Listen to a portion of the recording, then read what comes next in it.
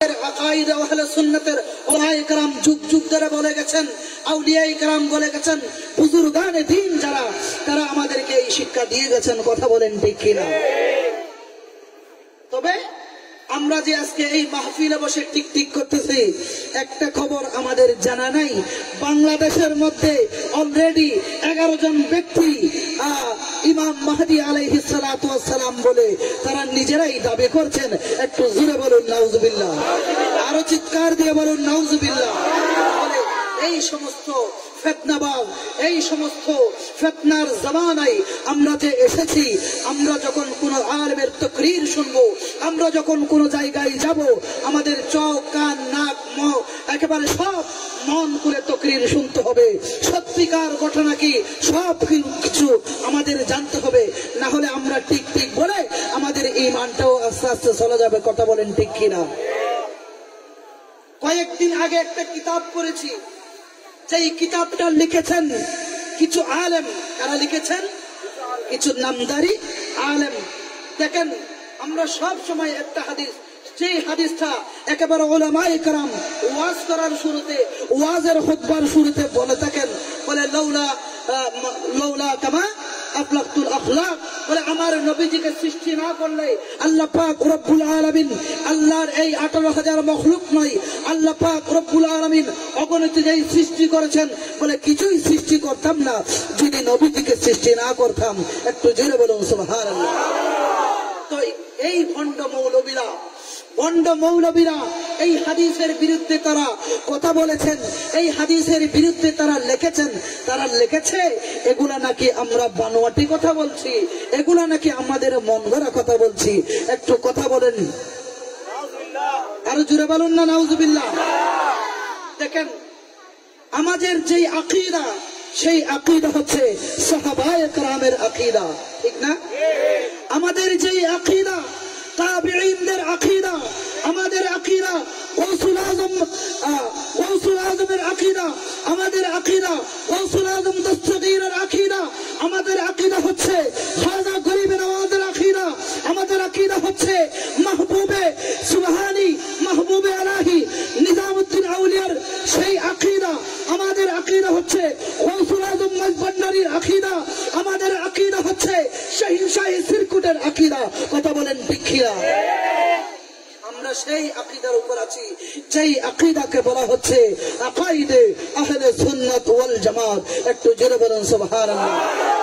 তাহলে এই ফিতনার যুগে, বর্তমান যুগে যেই বক্তাদের সাথে তারাও ঠিক ঠিক বলছে, কারণ তারা হুশে সেগুলো বলছে না, বক্তা বলছে বিদায় বক্তার সাথে সাথে তারাও ঠিক ঠিক বলে, তাদের ঈমানটা তারা নিজেরাই হরণ করছে, ঠিক না?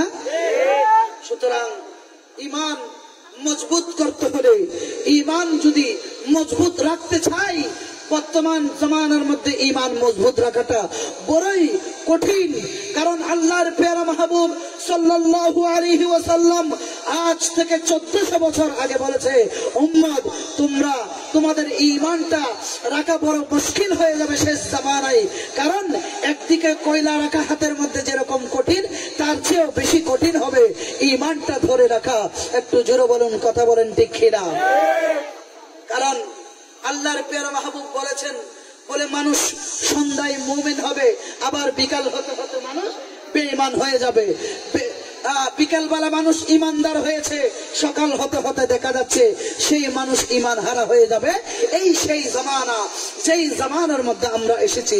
সুতরাং ফিতনার যুগে, এই ফিতনার যুগে যেই সমস্ত ওয়াজগুলা শুনবেন মন দিয়ে শুনতে হবে, সেই ওয়াজগুলা মন দিয়ে শুনে সেগুলোর উপর আমল করতে হবে।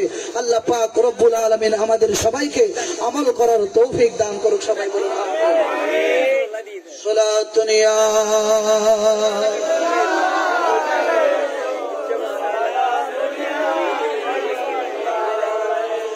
आपके फरकत ने मारा या नबी,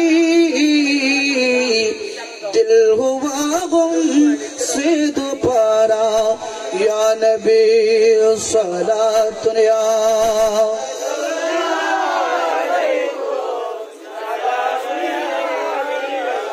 चुनवाता है मेरी दिल को तमाम नाम लेते हैं तुम्हारा या नबी सलातुल्लाह।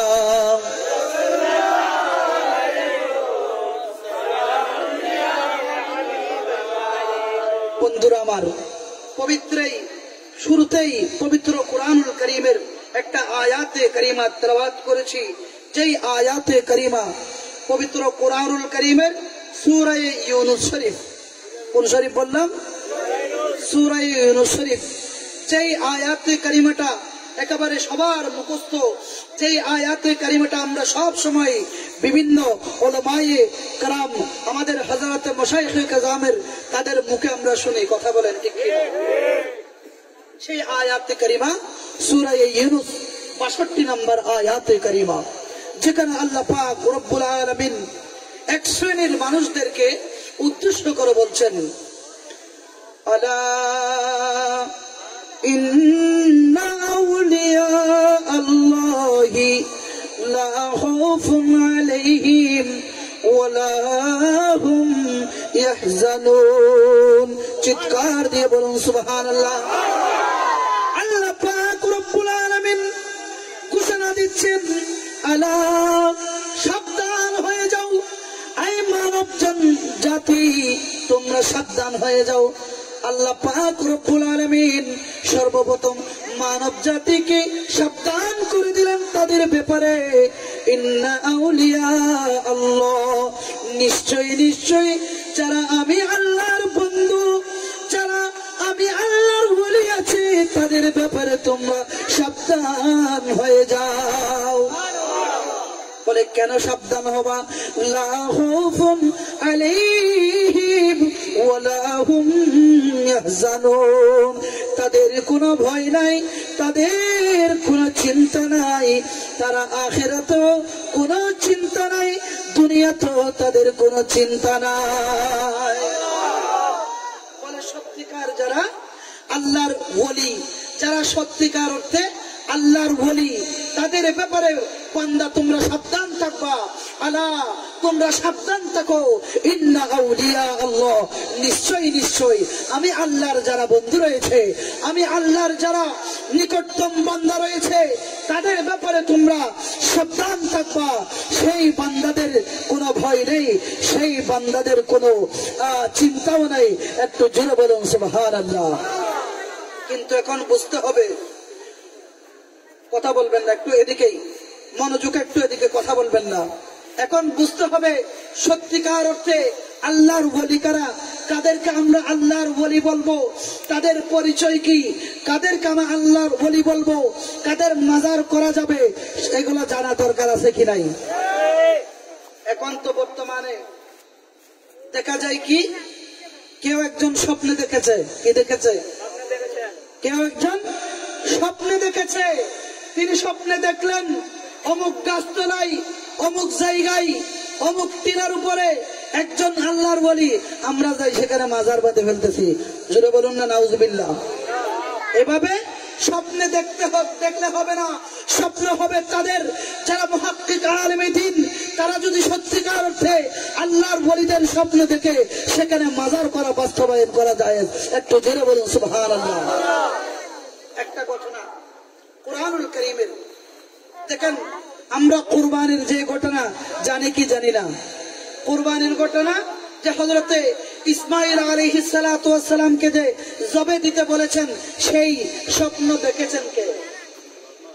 একটু কথা বলেন, সেই স্বপ্ন কে দেখেছেন? দেখেন, মার জন্য সবসময় বেশি দরদ থাকে কার? ছেলের জন্য, ছেলে মেয়ের জন্য বেশি দরদ থাকে, মহব্বত থাকে সর্বপ্রথম কার? আর একটু কথা বলেন, কার? মার।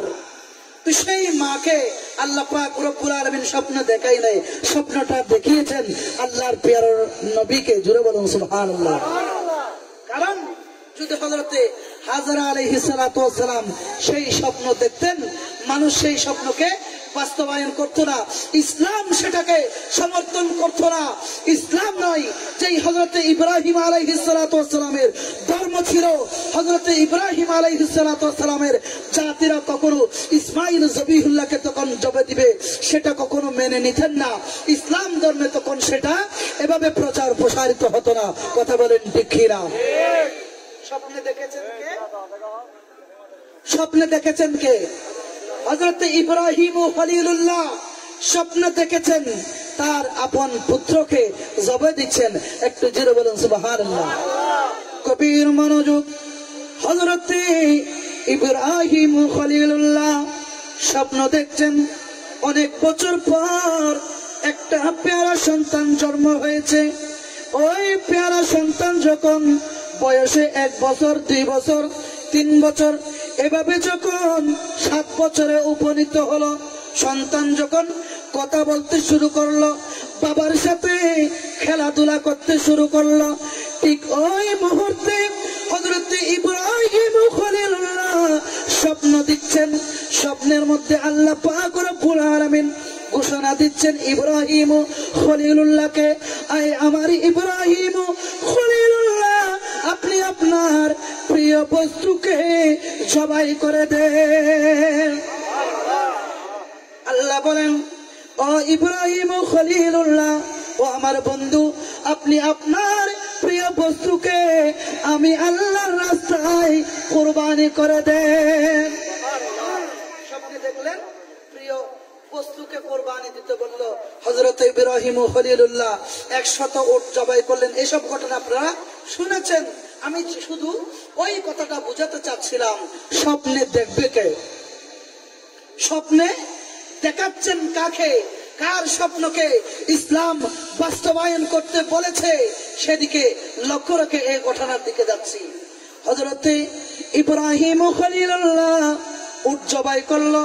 আল্লাহ পাক রব্বুল আলামিন বলে ইব্রাহিম, আয় আমার বন্ধু, আপনি তো আপনার প্রিয় বস্তু এখনো আমার রাস্তায় কুরবানি দিতে পারলেন না।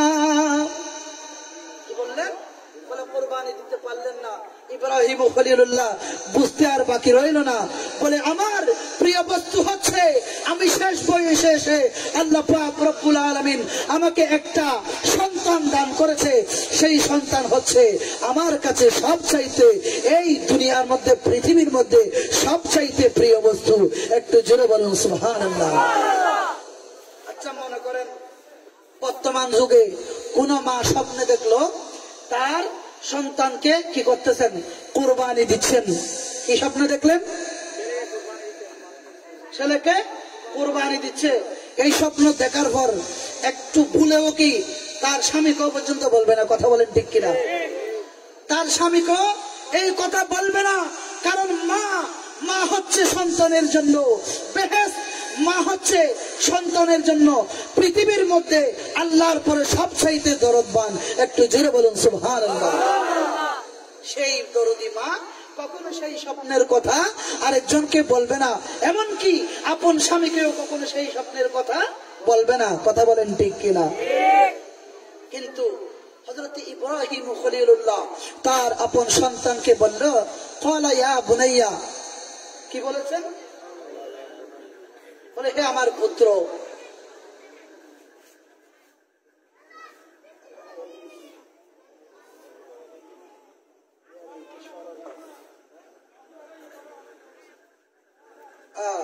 ক্বালা ইয়া বুনাইয়া ইন্নী আরা ফিল মানাম।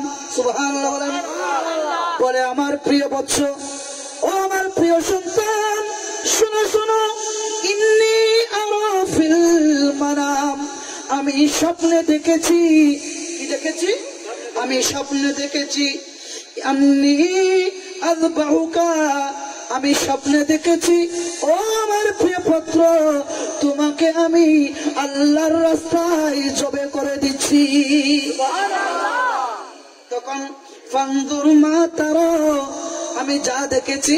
হ্যাঁ, বলে আপনি যা দেখেছেন কি করেন আপনি? ফালাম্মা আসলামা ওয়া তাল্লাহু কত সাদ্দাকাত রুয়া, বলছেন ফালাকাদ সাদ্দাকাতার রুইয়া, স্বপ্নকে বাস্তবায়ন করুন। কি বলেছেন? স্বপ্নকে বাস্তবায়ন করুন। পুত্র বলল, কি করলেন বাবা? কি করেন আপনি? স্বপ্ন বাস্তবায়ন করুন। আপনি যেটা দেখেছেন সেটা করে ফেলেন। একটু জোরে বলুন সুবহানাল্লাহ।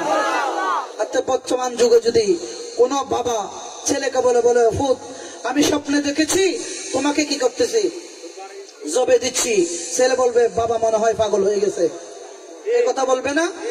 আর একটু জোরাজুরি করলে বাবাকে কি করবে, গাছের সাথে বাঁধি রাখবে। কথা বলেন ঠিক কিনা? কারণ বর্তমান যুগে ছেলে কখনো রাজি হবে না। আর আমার ইসমাইল জবিহুল্লাহ বলেন বাবা আপনি কি করেন, আপনি আপনার স্বপ্ন বাস্তবায়ন করুন।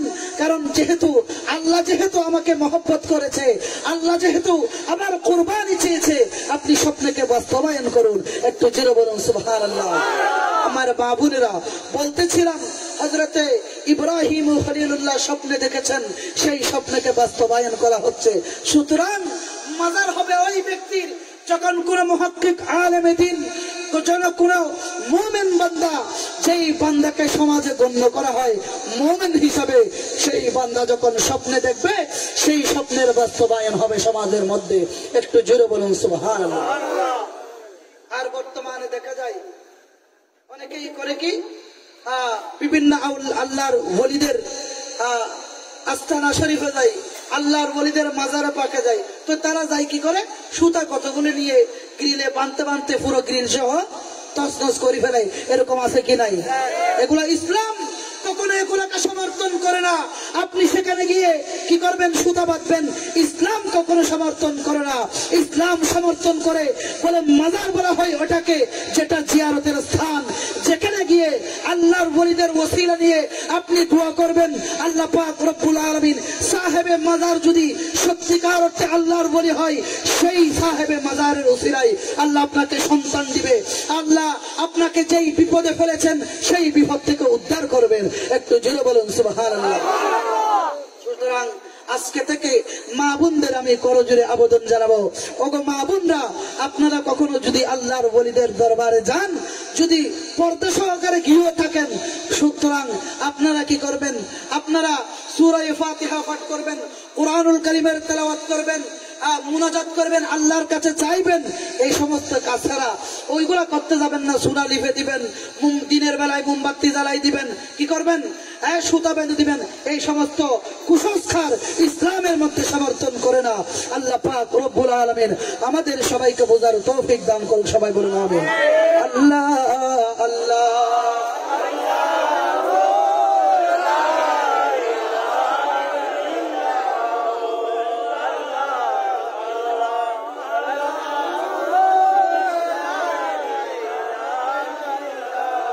आमिना बीबी के गुलशन में आएंगे ताजा बहार, पढ़ते हैं सलाम अलैका वसलाम, आज तो दीवार नबी जी। अल्लाह अल्लाह।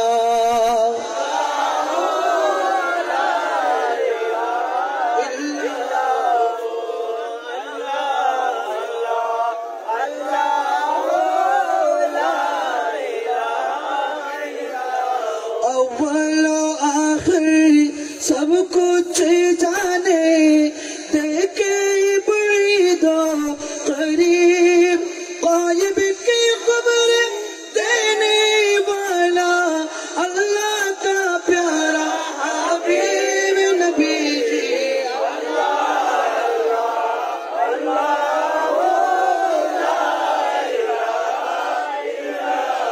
अल्लाह अल्लाह।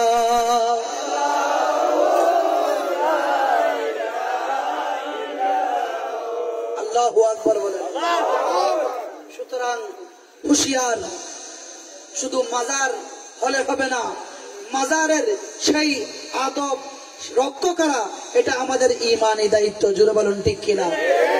কারণ স্বাধীনতা অর্জন করা বড় কথা নয়, স্বাধীনতাকে রক্ষা করা সেটা হচ্ছে বড় অর্জন, বড় স্বাধীনতা হচ্ছে। বর্তমান যুগে আমরা দেখছি আজকে স্বাধীনতা হয়েছে, দেশ স্বাধীন হয়েছে কত বছর? প্রায় 40 বছরের কাছাকাছি।